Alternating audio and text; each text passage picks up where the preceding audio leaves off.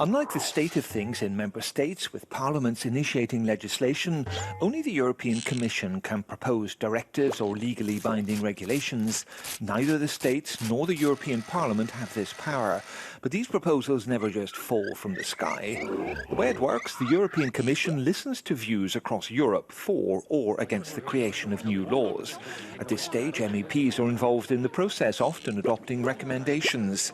Since 2012, European citizens can also directly request new draft laws. For that, at least 1 million people from no fewer than 7 countries must sign a petition.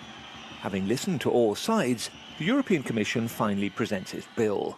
This is the start of a long legislative process that generally takes 12 to 18 months.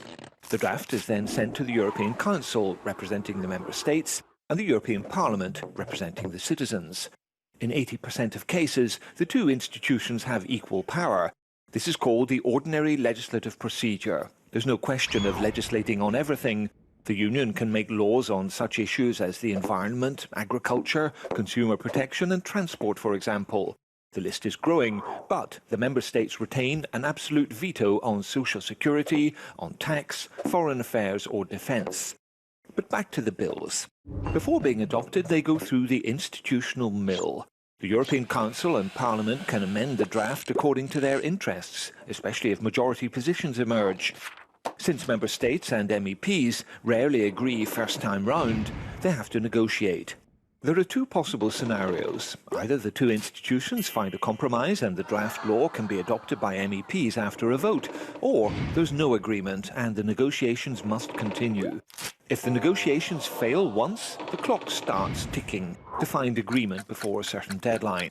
If that fails, the bill is simply binned and the whole process starts all over again.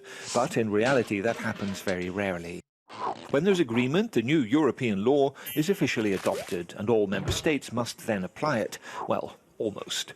Sometimes member states receive what's known as a derogation, the right to delayed implementation.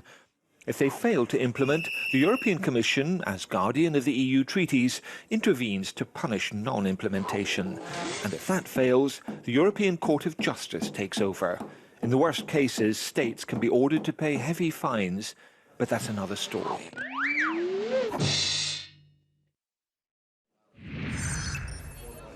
It seems to be